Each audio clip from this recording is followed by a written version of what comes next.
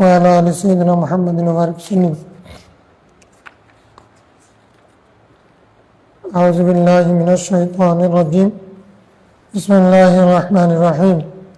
اللهم صل على سيدنا محمد وعلى آل سيدنا محمد وبارك وسلم. بسم الله. باب دخول مكة والطواف. মক্কায় প্রবেশ ও তাওয়াফ সম্পর্কিত অধ্যায়। الفصل الأول عن نافع قال إن ابن عمر كان لا يقدم مكة إلا بات بذي طوى حتى يصبح ويغتسل ويصلي ويدخل مكة نهارا، وإذا نفر منها مر بذي طوى وبات بها حتى يصبح، ويذكر أن النبي صلى الله عليه وسلم كان يفعل ذلك. متفق عليه.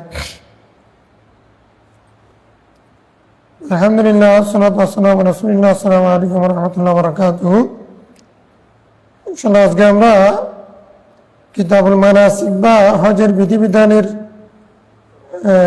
প্রাসঙ্গিক অধ্যায় দুখুল মক্কা ওয়া তাওয়াফ, মক্কা শরীফ প্রবেশ রাসূল সাল্লাল্লাহু আলাইহি ওয়াসাল্লাম কিভাবে করতেন, তাওয়াফ কিভাবে করতেন, এই প্রসঙ্গে হাদিসগুলো পড়ব। এটার উপরে অধ্যায় নিবদ্ধ হয়েছে। প্রথম হাদিস সাইয়েদনা নাফে তার উস্তাদ ইবনে ওমর থেকে রওয়ায়াত করছেন। ইবনে ওমরের গোলাম ছিল আর কি হযরত নাফে। জান্নাতুল বাকিতে ইমাম মালিক, নাফে, ইবনে ওমর একসাথে খবর। এখন চিহ্ন আরো মুছে দিছে, আমরা আগে গেছি তখন পাইছি তিনজন একসাথে ছিল, মানে তিন উস্তাদ শাগির্দ আর কি। এটা সিলসিলাতুল যাহাব বলে। ইমাম মালিক যদি ইমাম নাফে থেকে রওয়ায়াত করে তাহলে নাফে ইবনে ওমর রাসূলুল্লাহ সাল্লাল্লাহু আলাইহি ওয়াসাল্লাম থেকে করলে এটাকে সিলসিলাতুল যাহাব বলে, মানে উত্তম সনদ। তো ইবনে ওমর রাদিয়াল্লাহু তাআলা সুন্নতের বেশি পায়রানি করতেন, মানে খুঁটিনাটি বিষয়গুলো খেয়াল করে করে আমল করার চেষ্টা করতেন।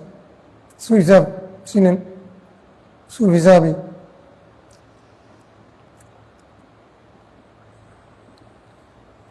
কারবালার ঘটনার পরে বেশি মর্মাহত ছিলেন। তো উনি হজ করতে আসলে তিনি বলছেন, নাফে বলছেন ইবনে ওমর কানা লা ইয়াকদিমু মাক্কাতা ইল্লা বাতা বিজি তুয়া। তিনি জুতুয়া একটা জায়গা আছে মক্কা শরীফ থেকে বের হলে মদিনা শরীফ একটা বস্তি অথবা কুফ, দেখুন একটা কিছু। তো ওই জায়গাতে রাসূল ইসলাম হযরত ইবনে ওমর রাত কাটাতেন। হাত্তা ইসবিহা, সকাল হওয়ার জন্য অপেক্ষা করতেন। সকাল হলে ওয়াগতাসিলা, ওই জিতুয়া জায়গার মধ্যে গোসল করতেন, ওই সল্লিয়া, তারপরে নামাজ পড়তেন। দখল মাক্কা, তারপরে মক্কা শরীফ প্রবেশ করতেন নাহারান, দিনের বেলায়। রাত এখানে কাটাইয়া দিনের বেলায় মক্কা শরীফ প্রবেশ করার মধ্যে একটা ফজিলত আছে। মানে রাতের মধ্যে খানা খাবার দেখার চেয়ে দিনের আলোতে যদি দেখলে, বিশেষ করে সকালবেলা দেখলে ওইটা বেশি আকর্ষণ হয়। সে সময় দোয়া করলে দোয়া বেশি কবুল হয়।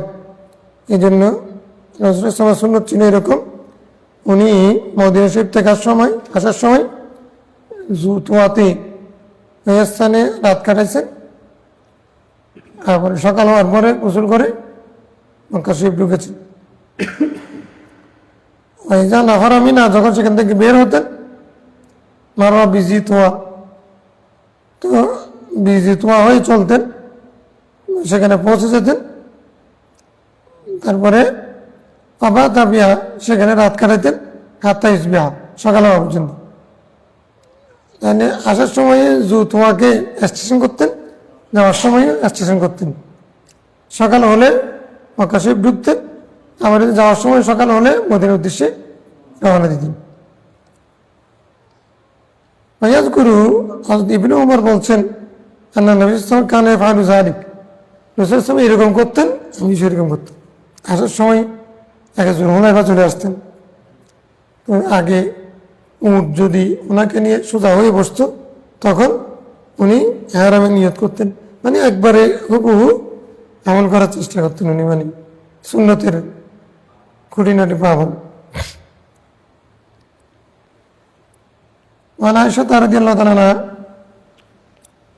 قالت إن النبي صلى الله عليه وسلم لما جاء إلى مكة دخل منها لها, একটা মক্কা শরীফ প্রবেশ করার একটা সুন্নত বর্ণনা করতেছেন। একটা হচ্ছে তিনি যখন প্রবেশ করতেন তিনি মহল্লার দিক থেকে জান্নাতুল মহল্লা, জান্নাতুল মহল্লা মানে এটা হলো খানায়ে কাবা এইরকম মহল্লা, জান্নাতুল মহল্লা যেদিকে সেদিকে উঁচা, তারপরে খানায়ে কাবা হচ্ছে মানে উপত্যকা, মানে মাঝখানে, এরপরে মিসফালা, মিসফালা মানে নিচের জায়গা, মহল্লা মানে উপরের জায়গা, কাবা মানে টোকনো, মানে এটা টিলার মতো ছিল এই জন্য।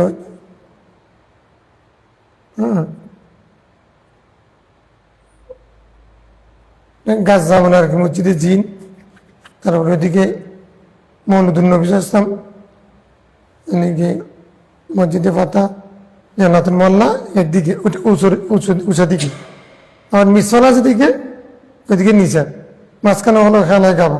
রাসূল ইসলাম ওই মহল্লার দিক থেকে ঢুকতেন, মিসফালা দিয়ে চলে যেতেন। এখন হিজরা রুট বলে জন্য, মিসফালাতে একটা রুট আছে হিজরা রুট, রাসূল ইসলাম বের হওয়ার সময় ওই দিক দিয়ে বেরিয়েছেন। তোমরা গেলে ইনশাল্লাহ ভাবে। তাহলে ওয়াখারাজা মিনাস সালিহা, উঁচু দিয়ে ঢুকতেন, নিচে দিয়ে নিচে জায়গা দিয়ে বেরোতেন। অর্থাৎ এরকম তো ঢুকার সময় উঁচু জায়গা দিয়ে ঢুকতেন, বেরোর সময় নিচে দিয়ে বের। قال عروة بن الزبير قال لا قد حج النبي صلى الله عليه وسلم فأخبرتني عائشة أن أول شيء بدا به حين قدم مكة أنه توضأ, যে হযরত আয়েশা সিদ্দিকা উরওয়া বিন জুবাইর, হযরত আয়েশা সিদ্দিকার বড় ছাত্র, উনি বেশি হাদিস নকল করেছেন হযরত আয়েশা সিদ্দিকা থেকে রাদিয়াল্লাহু তাআলা আনহা, যে প্রথম রাসূল সাল্লাল্লাহু আলাইহি ওয়াসাল্লাম যে কাজটা মক্কা শরীফ ঢুকে করতেন, আল্লাহ তাওয়াদ্দা, তিনি আগে উযু করতেন, সুম্মা তাওয়াফা, তারপরে তাওয়াফ করতেন ফিল বাইত, কাবা শরীফের, এটা তাওয়াফে কুদুম বলতেছে। সুম্মা লাম তাকুন উরওয়াতুন উমরাতুন, তারপরে এই তাওয়াফ করার পরে আর উমরা করতেন না, আর কোনো উমরা, যেহেতু উনি বিদায় হজের সময় খেলান করেছেন, কুদুম ছাড়া আর উমরা করবেন কেন, ইসলাম করেন নাই। তবে প্রশ্ন হচ্ছে আরেক জায়গায়, সুম্মা হাজ্জা আবু বকর, আবু বকরও হজ করেছেন, ফাকান আউয়ালু শাইইন বাদা বিত তাওয়াফ বিল বাইত, প্রথমে উনি তাওয়াফ দিয়ে শুরু করেছেন, সুম্মা লাকাত তখন উমরাতুন, উমরা করেন নাই, কেন করবেন, যেহেতু সুম্মা উমর সুম্মা ওসমান, এই তিন খলিফা পর্যন্ত ওনার একই সুন্নাত পালন করেছেন। মদিনা শরীফ থেকে আসতেন, তাওয়াফে কুদুম করে নিতেন, তারপরে অবস্থান করতেন কারানের জন্য, তারপর হজ করতেন, এর ভিতরে আর কোনো উমরা ছিল না।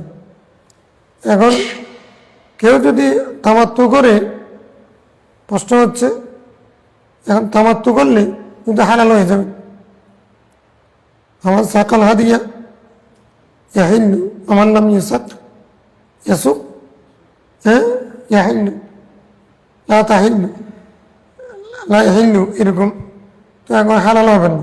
এখন তামাত্তু করার পরে আর কোনো উমরা করা যাবে কিনা, সৌদি শেখরা আলেমরা রেগুলার ফতোয়া দেবেন, প্রশ্ন রেগুলার, কমন প্রশ্ন কমন উত্তর, আর কোনো উমরা নেই, মাঝখানে উমরা করা যাবে না, হজের আগে আর কোনো উমরা করা ওরা বলে এ হাদিস থেকে। এখন কথা হচ্ছে এটা কোন তাওয়াফ করেছেন, তাওয়াফ কুদুম, হজ যে কারান হলো সেখানে তাওয়াফ কুদুম আছে, সাই আছে, এরপর আর কোনো হালাল হওয়া নাই, আর কোনো উমরাও নেই। যেহেতু ওনারা কারানে নিয়ত করেছেন, সেজন্য তাওয়াফ কুদুম করে চুপ করে বসে থাকেন, এখন মাঝখানে আর হালাল হতে পারবেন না। এখন যদি কে হালাল হয়ে যায়, ওখানে মক্কা শরীফ অবস্থান করতেছেন 1 মাস 35 দিন, এখন উনি কি করবেন? উনি বসে থাকবেন? তওয়াফ করো, তওয়াফ করো, উমরা করা যাও। উমরা করলে তোমার অসুবিধা কি? হজের যেহেতু এখনো দেরি আছে, আমার হজের কাছে যেহেতু কোনো অসুবিধা হবে না, সেহেতু আমি তওয়াফ তো নিয়ত করেছি, আমি হালাল হয়ে গেছি। এখন আবার মসজিদে আয়েশাতে যাব আর একটা উমরা করব। এরকম নফল উমরা যদি সক্ষম হই, করলে অসুবিধা কি? এটা ওরা অনুৎসাহিত করে, আমরা জায়েজ বলি, কোনো বাধা নেই। وعن ابن عمر رضي الله عنه قال رسول الله إذا طاف في الحج أو العمرة أول ما يقدم سعى ما يقدم سعى ثلاثة أطواف أول ما يقدم سعى ثلاثة أطواف। তিনি যখন ইবনে উমর বলছেন রাসূল সাল্লাল্লাহু আলাইহি ওয়াসাল্লাম যখন বাইতুল্লাহ শরীফ তওয়াফ করতেন অথবা উমরা করতেন, মানে হজ অথবা উমরা করতেন, প্রথম তিনি 3টা তওয়াফ করতেন, ওয়ামাশা আর বায়াতেন, আর 4টা সাহামানি এখানে মানে রমল করতেন। সাহামানি কি করতেন? রমল করতেন। আর 4টাতে কি করতেন? মানে হেঁটে হেঁটে করতেন স্বাভাবিক অবস্থায়, কিন্তু হ্যাঁ একটু দৌড়ে হেলে দুলে সামনে, মানে দ্রুত গতিতে। রমল মানে তো বালি, আর রমল মানে হেলে দুলে দৌড়াদৌড়ি করে করতেন। হ্যাঁ, প্রথম 3টাতে কি করতেন? রমল করতেন, আর 4টাতে স্বাভাবিক গতি হেঁটে হেঁটে করতেন।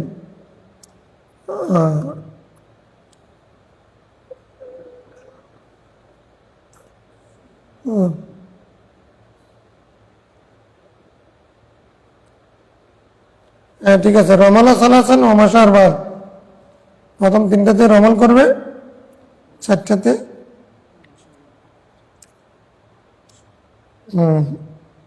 স্বাভাবিক হাঁটাকে মসৃণ বলে, আর দৌড়াদৌড়ি করাকে সাইন বলে। কেমন?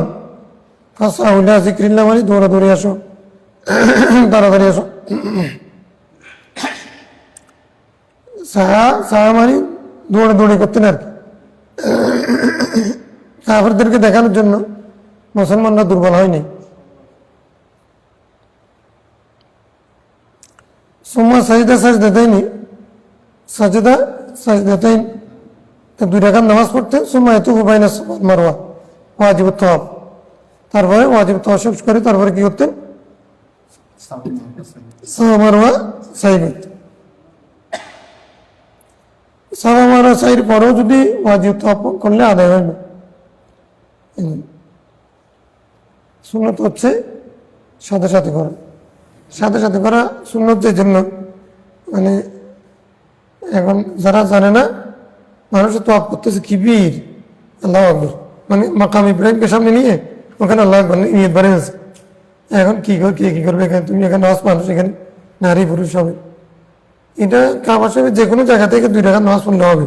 তো মাকাম ইব্রাহিম দিকে এবং খানায় কাবাতে মাঝখানে রেখে করা এটা সুন্নত, এটা কোনো ওয়াজিব না। এখন তো এখানে জায়গা নেই, কিছু অবস্থা। এখন যদি তোমাকে যদি আড়াআড়িভাবে বের না হও, তাহলে বেশিরভাগ ভুল করে কি, ও যে গেট দিয়ে ঢুকছে ওদিক দিয়ে বের হবে। এই জন্য তওয়াফ শেষ, উল্টা দিকে চলে, মানুষ ঘুরতেছে এদিকে নেই, সে উল্টো দিকে মাঝখানে সবার তওয়াফ বন্ধ করে দিয়ে ওর দিকে, মানে আমি যেখানে গিয়ে আমার 7ম তওয়াফে গিয়ে আস্তে আস্তে আস্তে আস্তে আমি একটু বাইরের দিকে চলে যাব, তারপরে এদিকে আমরা সফার ওইদিকে গিয়ে সবাই বের হবে। এটা সিস্টেম করে রাখছে, কিন্তু মানবে না। কারণ ওরা যারা সাই করবে না, মানে ওই যারা দুঃখাবাস মানে উমরা করতেছে না, ভিতরে তো নামাজ পড়ার জন্য এহরাম পড়ে দুঃখা দিচ্ছে, তারা এই কাজটা বেশি করতেছে। কারণ তাদের তো সাই নেই, সাই করা তো কষ্ট আছে। তো তারা কি করবে এখন? তারা ওইদিকে কি জন্য যাবে? ওইদিকে গেলে তোরা অনেক দূর দিয়ে বের, তো এদিকে আসার জন্য হাজিদেরকে কষ্ট দিই, উল্টে আসে। যেহেতু এদিকে ঘুরতেছে সবাই একসাথে, তো তুমি ঘুরতে হলে বের হতে হলে আর এইভাবে সপ্তম যাতে আস্তে আস্তে আস্তে একটু একটু বাইরে গিয়ে তারপর বের হওয়ার জন্য সাই তওয়াফের পরে সাই, ওইদিকের জন্য জায়গা আছে, সাইড জায়গা আছে। তো সাইতে তার ঘর হচ্ছে মিসওয়ালা, উল্টা কি জন্য যাবে? সে উল্টা করবে কি, সে তার সুবিধার জন্য উল্টা সবার মাঝখানে সবাই হাঁটতেছে এরকম, সেই দিকে সবার মাঝখানে নাকাতাই করে। আফ্রিকান হলে পারে না কেউ, অন্যের তো বন্ধ হয়ে যায়। এই এতটুকুন কমন সেন্স তাদের নেই, মানে একটা অন্যায় শত অন্যায়ের জন্ম দেয়।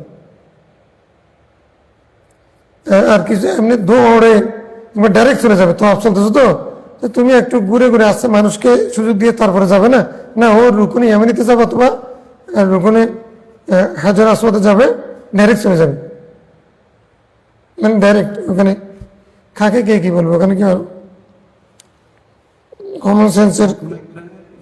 নামাজ পড়ার পরে জমজম পান করে। হ্যাঁ, জমজম পান করছেন মুস্তাহাব। 7 বার তওয়াফ করার পরে এমনিতে পিপাসা লাগবে, এটা একটা বিষয়। আর জমজম পান করেছেন বরকতের জন্য, পিপাসা দূর করার জন্য, দুটো আবশ্যক না। وعنه قال رمانا رسول السلام من الحجر إلى الحجر, রসুল ইসলাম এক হাজর থেকে আবার ঘুরে ওই হাজরে, অর্থাৎ হাজার আসওয়াদের ওই ইয়া থেকে রুকন থেকে শুরু করেন, তো আবার ঘুরে ঘুরে সে কি করছেন, রমণ করেছেন 3 চক্কর।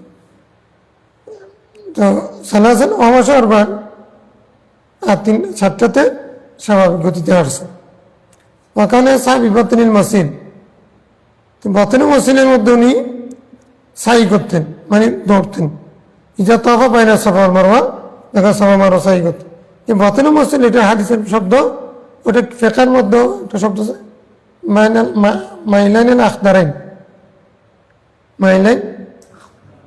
মাইলাইন আখদারাইন একটা শব্দ আছে, মানে এটা হচ্ছে একটা সবুজ জায়গা, এখন সবুজ করে দিয়েছে, সবুজ লাইট জ্বলে, সবুজ যে জায়গাটুকুর মধ্যে সফা এবং মারোয়ার মাঝখানে, সফা থেকে একটু কাছে, মারোয়া থেকে একটু দূরে, মাঝখানে কিন্তু সফা থেকে কাছে। সফা থেকে আমরা ধরো ইন্না সফা ওয়াল মারওয়া আমি শাহরি না, এটা পড়ে পড়ে সফা থেকে নেমে তারপর আরেকটা ছোট দোয়া পড়তে পড়তে ওই জায়গাটা চলে আসে বাতনুল মসজিদ। ওখানে আসলে রসুল ইসলাম সাই করতেন, মানে দৌড়তেন। ওই মাহাজুল ইসলাম যে ইসমাইল ইসলামকে ওই যখন দেখা যেত না, দৌড়ে দৌড়ে আসতেন, হ্যাঁ বাচ্চাকে রেখে আসছে, ওই দৌড়াদৌড়িটা রসুল ইসলাম, এটা ওই পয়গম্বরের মার সুন্নত, এটা ঠিক রাখার জন্য রসুল ইসলাম সেটা করেছেন। এগুলো তো সবগুলো স্মৃতিচারণ, হজমানের স্মৃতিচারণ, আদম ইসলামের স্মৃতিচারণ, ইব্রাহিম ইসলাম, ইসমাইল ইসলামের, মাহাজুর ইসলামের স্মৃতিচারণ নাম হচ্ছে হজ। আম্বিয়া ইকরাম, আউলিয়া ইকরামের স্মৃতিচারণ হচ্ছে হজ। নাহলে পাহাড়ি পর্বত, ওখানে কিছু নেই, ওখানে গিয়ে এগুলো সাধারণ মানুষ যাদের ইমান নাই, পরকালে বিশ্বাস নেই, তাদের এখানে কি লাভ? সাদা খোলা একটা মাঠ, আমি এখানে কেন করবো, এখানে কি লাভ? তো বিষয় হচ্ছে ওখানে আল্লাহর নবী অথবা ওলি ওনারা অবস্থান নিয়েছেন, আল্লাহর কাছে পছন্দ হয়েছে, এটা আমাদের জন্য বিধান হয়ে গেছে। শুধু নবী না, ওলিদের আমলও আমাদের জন্য কি হয়েছে, বিধান হয়েছে। যেমন সফা মারওয়া সাই করা, এটা কার কারণে? হাজরত ইসলামের, উনি তো নবী না, এখন ওয়াজিব হয়ে গেছে, ওরা ফরজ বলতেছে, অন্য মাযহাব আমরা ওয়াজিব বলতেছি, তো এটা ফরজ হইল কি কারণে? হাজরত ইসলাম দৌড়েছেন এর জন্য। কি জন্য দৌড়েছেন? ওই ইসমাইল ইসলামের জন্য। তাহলে এই বিধানগুলো এইভাবে হয়েছে, তাহলে আমাদের বিধান আল্লাহর কোনো নবী বা বলি যদি কোনো কিছু করেন আল্লাহর কাছে পছন্দ হয়েছে সেটা আমাদের জন্য বিধান হয়ে গেছে। عن جابر قال إن الرسول صلى الله عليه وسلم لما قدم مكة রাসূল সাল্লাল্লাহু মক্কা শরীফ প্রবেশ করলেন আতাল হাজারা হাজার আসওয়াদে এসছেন প্রথমে ফাসতালামাহু তারপরে আসসালাম করলেন সুম্মা মাশা আলা ইয়ামিনি ডান দিক থেকে হাঁটলেন ডান দিক থেকে উল্টা তওয়াব করলে তো আবার ফরজ আদায় হবে সুন্নত বাকি থাকবে তো সুন্নত হলো না ডান দিক থেকে আফিল ইয়ামিনি বারাকা এসব যেখানে ডান দিক থেকে করতে ফারামালা সালাসান তিনবার রমল করেছেন অমাশা আরবান চারবার স্বাভাবিক গতিতে হেঁটে হেঁটে তওয়াব করেছেন এরকম করে করে আসছেন মানে কাফেরদেরকে দেখানোর জন্য মুসলমানরা দুর্বল হয় নাই।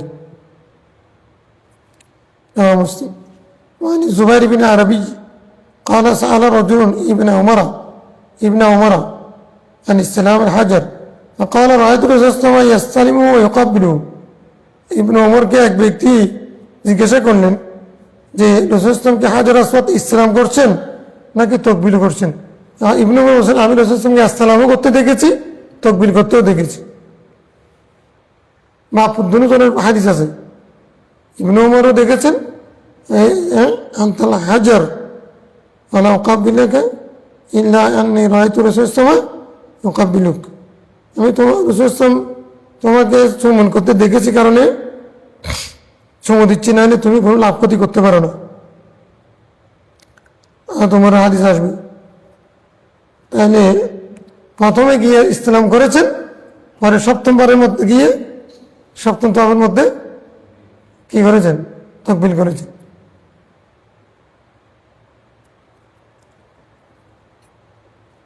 তখনও 1,14,024 সাহাবী কি কম নাকি তখনকার দিনের হিসেবে এই হুজুমের মধ্যে আমাদের জন্য যেন কেউ যদি মনে করে আমাকে চুমু দিতেই হবে আর যেন নাক ফেটে যাক কান ফেটে যাক আমার কি হয়েছে নারী পুরুষ মারতেছে জুড়ে কিন্তু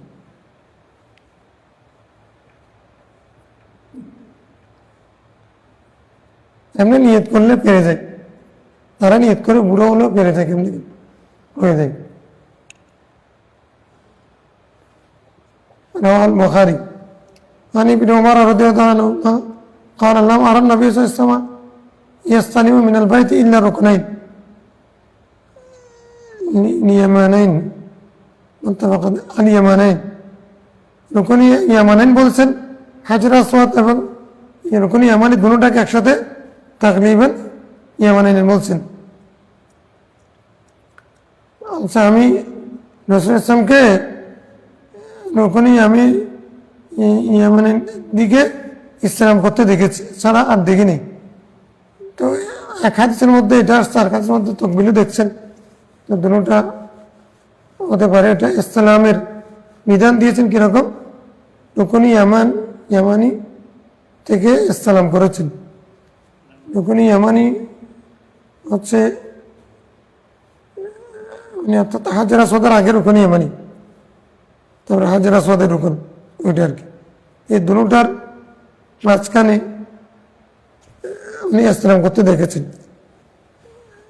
তো আগের হাদিস বলছে তাকবীরও করেছেন এটার খেলাফ নয় ইসলাম করতেন উনি রুকন ইয়ামানি এখানে কি করতেন ইসলাম রুকন ইয়ামানিরও বরকত আছে।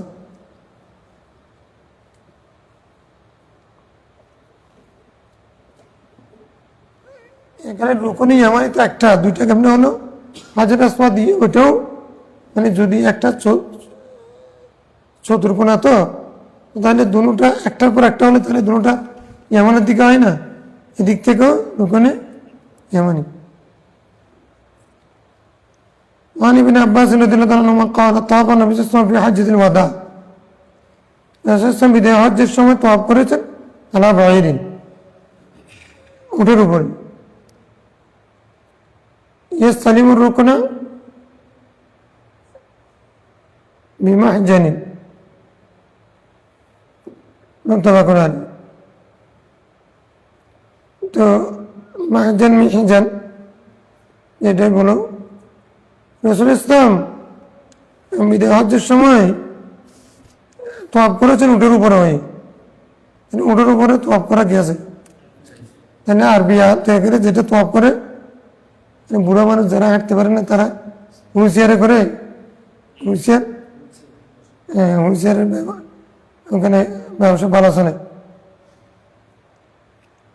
আরবি আজ এদের জ্বালাই হাজিরা মানে তোয়াফ করতে পারে না, ডাকাডাকি করেছে, টাকা পাবো তো কি করবে বেকার মানুষ।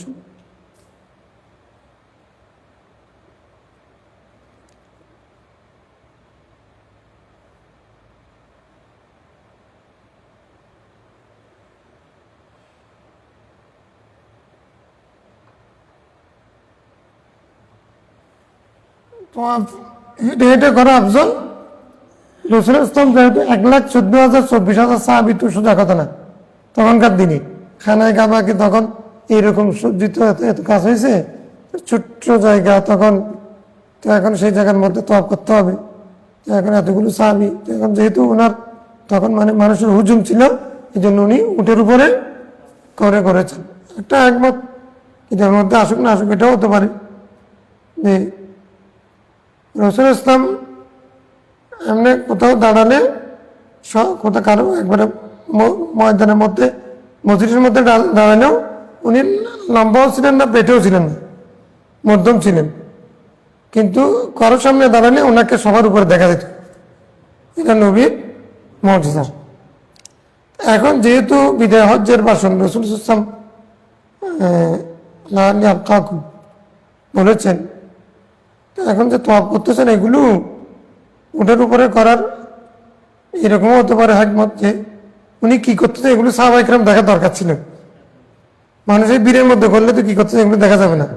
তখন উটের উপরে উনি তোয়াফ করেছেন, ওনার হাতে একটা লাঠি ছিল, ওই লাঠির মাথা দিয়ে লাঠি দিয়ে ইসলাম করেছেন এরকম করে, উনি সমুটা দিয়েছেন, যেহেতু হাতের লাঠি এরকম করে ইশারা করে ইঙ্গিত করে তারপরে চুমু দিয়েছেন, ইসলাম করেছেন। এমনি তো আমরা এরকম করি, এরকম হাত দিয়ে এরকম চুমু করি, এরকম করে হাত দিয়ে হাত দেখাই চুমু খাই, এটাকে ইসলাম বলে আর কি। আমরা কদম বসে যেটা করি বর্তমানে ওটা ইয়ে হবে না, কদম বসি হবে না, তকবিরও কদমান হবে না, ইস্তেকবালও কদমান হবে। আমরা তো মুখ লাগাই না, আমরা হাত লাগাই। এটাকে সালাম করার সময় যেমন ইস্তেলাম, ইস্তেফাল থেকে হলে এটা কবলাতুন ইস্তেকবাল হবে।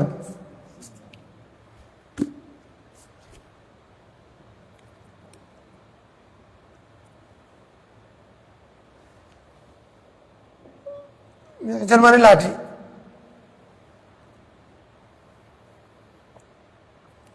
আনু আল্লাহ রাসূলুল্লাহ তাওবা বিল বাইত আলা বাহরিন কুল্লামা আতা রুকুনি আশারা ইলাই বিশাইইন ফি ইয়াদি, তার হাতে যে জিনিসটা ছিল সেটা দিয়ে উনি ইঙ্গিত করতেন।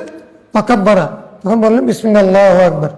বিসমিল্লাহ মানে ওই ইসলামের দোয়া কি, তাকবীরের দোয়া কই, মানে তুমি যদি সুযোগ পাও মানে সময় দেওয়ার জন্য তখন বলবে বিসমিল্লাহ আল্লাহু আকবার, ইসলাম করার সময় বলবে বিসমিল্লাহ আল্লাহু আকবার।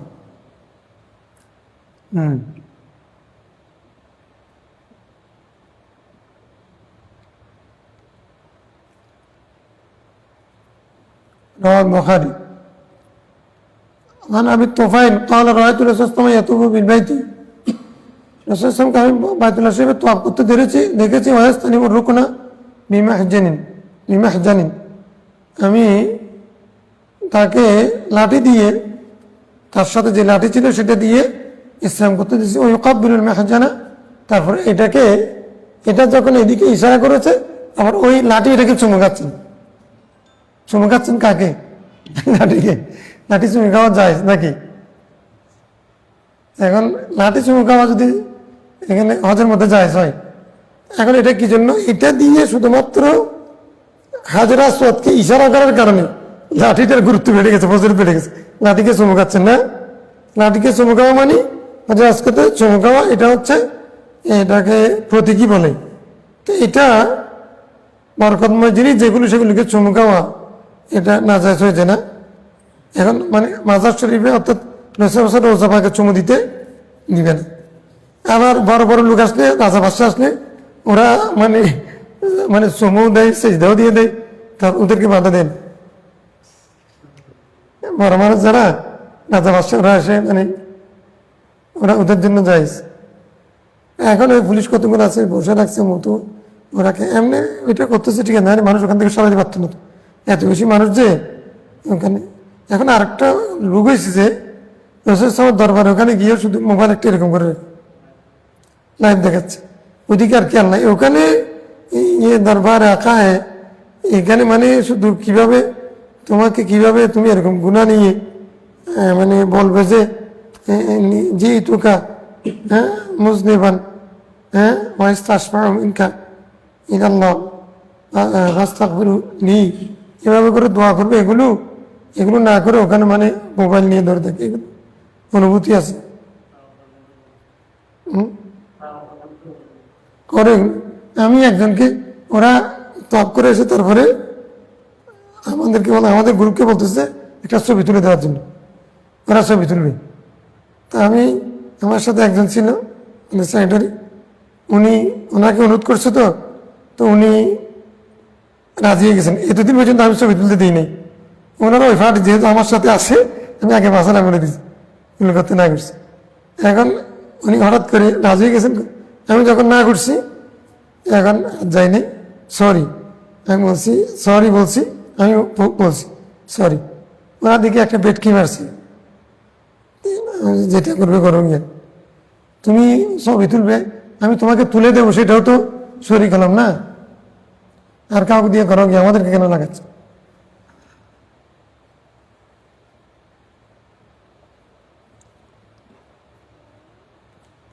বাঙালকে সাধারণ মানুষকে হাতে ধরে ধরে হজ করাইতে হয়, মানে প্রতিটা মুহূর্তে ভুল করে উল্টা করে। এই যে সিচুয়েশন একটা আসছে, এখন উনি ছবি তুলে ফেলবেন, হ্যাঁ। তো এখন একদম এই জন্য মোয়াল্লিম ছাড়া অর্থাৎ উপযুক্ত মানুষ ছাড়া হজ করলে এগুলো এমনি সফর হবে, যথাযথ হজ করা কঠিন।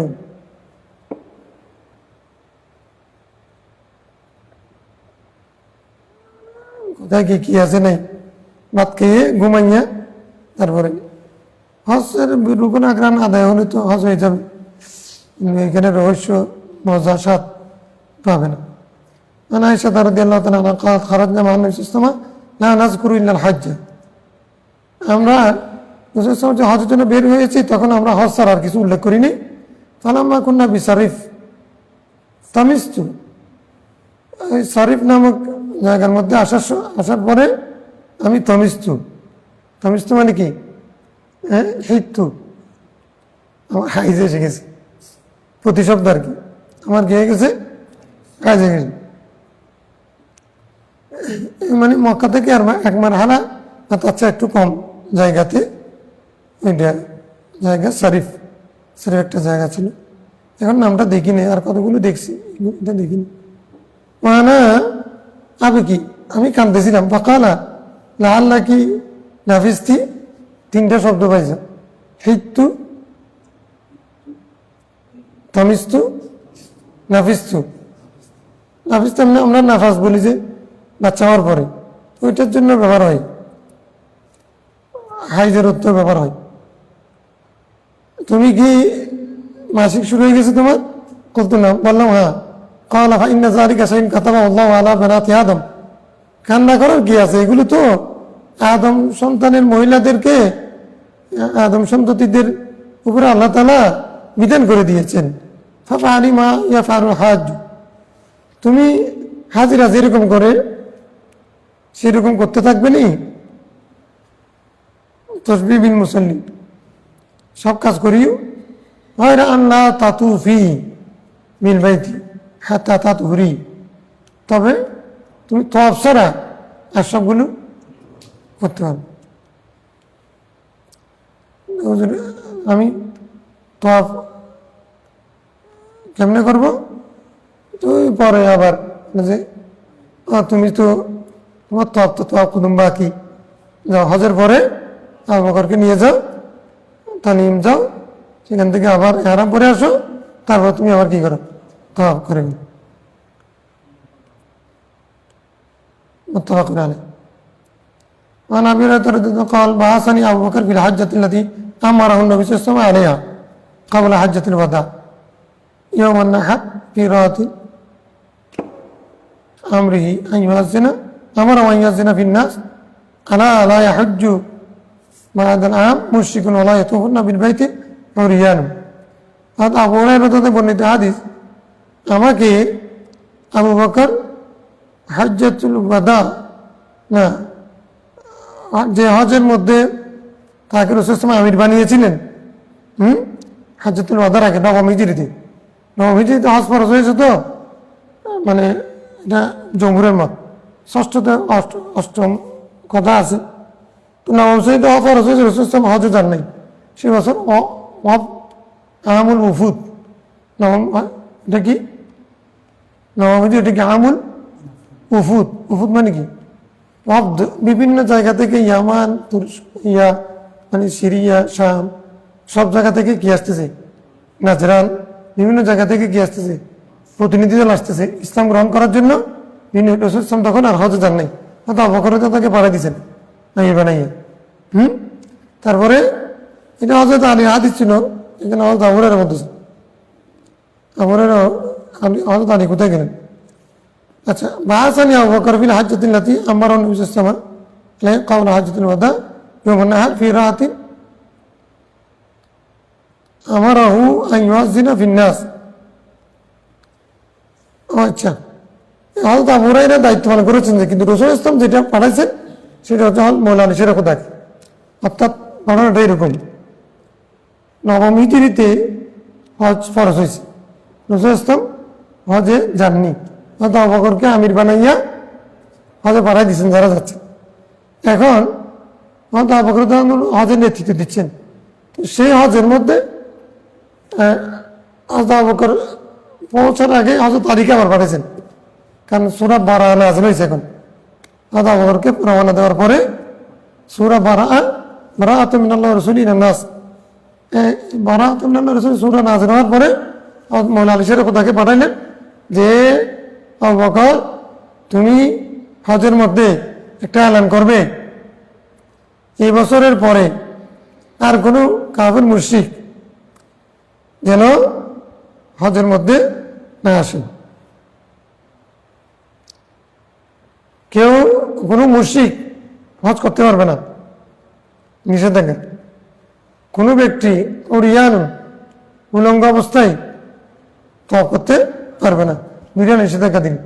মুশরিক হজ করার অধিকার রাখে না, উরিয়ান উলঙ্গ অবস্থায় ঈসা ইবনে মারিয়াম যেভাবে করেছিল সেরকম কেউ উলঙ্গ অবস্থায় কি করতে পারবে না, তওয়াফ করতে পারবে না। এই ঘোষণাটা অষ্টম হিজরিতে মক্কা বিজয় করে চলে আসছেন। তারপরে নবম হিজরিতে হজ ফরজ হয়েছে, সিদ্দিক আকবর নেতৃত্বে হজ হয়েছে। তখন প্রতিমধ্যে আগে মওলা আলীকে সেরকম তাকে পাঠান নাই, উনি ছিলেন। যখন সূরা বারা নাযিল হয়েছে আবার ওনাকে পাঠাইছেন, আবু বকরকে বলিও এই ঘোষণাটা যেন দেয়। কি ওই ঘোষণাটা দেওয়ার জন্য হযরত আবু হুরায়রাকে উনি পাঠাইছেন ইয়াওমান নাহর ফি রাআতিন, যাদেরকে উনি দশম দিন যেহেতু কি হবে, দশম দিন যেহেতু তাওয়াফে ইফাদা হবে, তাওয়াফুজ জিয়ারা হবে। এই তাওয়াফুজ জিয়ারাতে আমারাহু, যে দলকে উনি নির্দেশ দিয়েছেন, আন ইউআযযিনা ফিন নাস, মানুষের মধ্যে যেন ঘোষণা করে দেয়, আলা লা ইয়াহুজ্জু বা'দাল আমি, এই বছরের পরে মুশরিকুন, কোনো মুশরিক হজ করতে পারবে না। ওয়ালা ইয়াতুফান্না বিল বাইতি উরিয়ান, কোনো ব্যক্তি উলঙ্গ অবস্থায় কাবা শরীফে তওয়াফ করতে পারবে না। ঠিক আছে,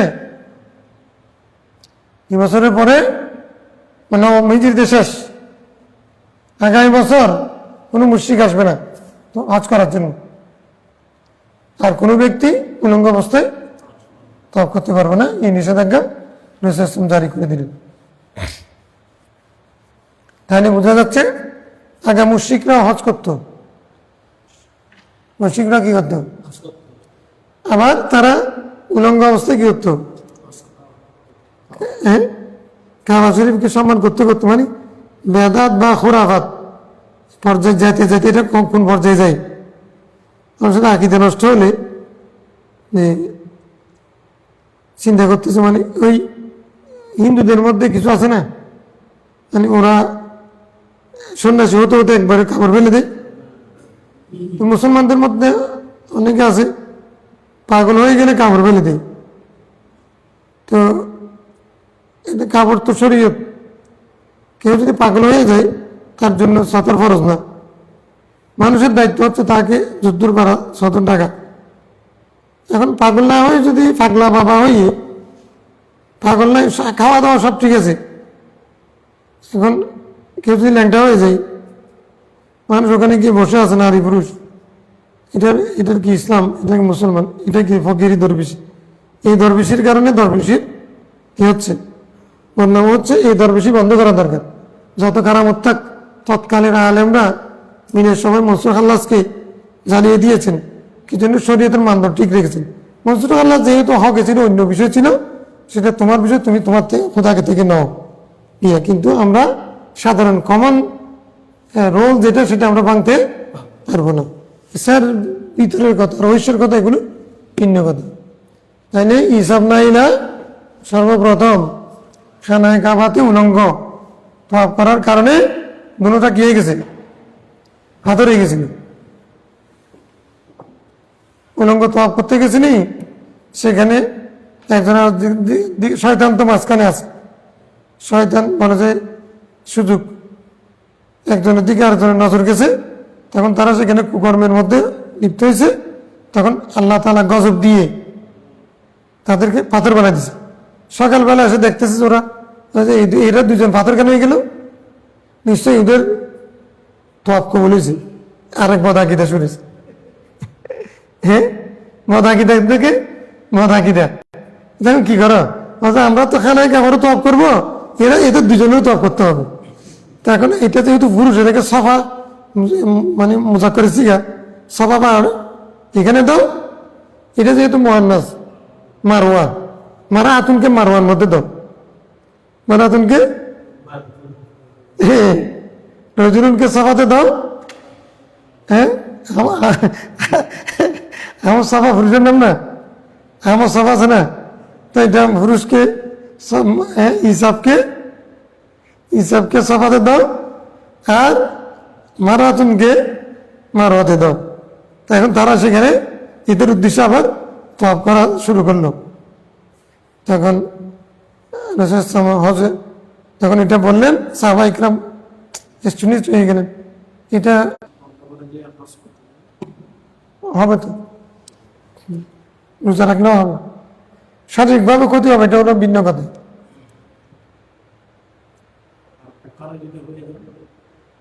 হয়ে গেলে কোনো অসুবিধা নেই, সময় থাকলে তাহলে অপেক্ষা করবে, পরবর্তীতে করে নিবে।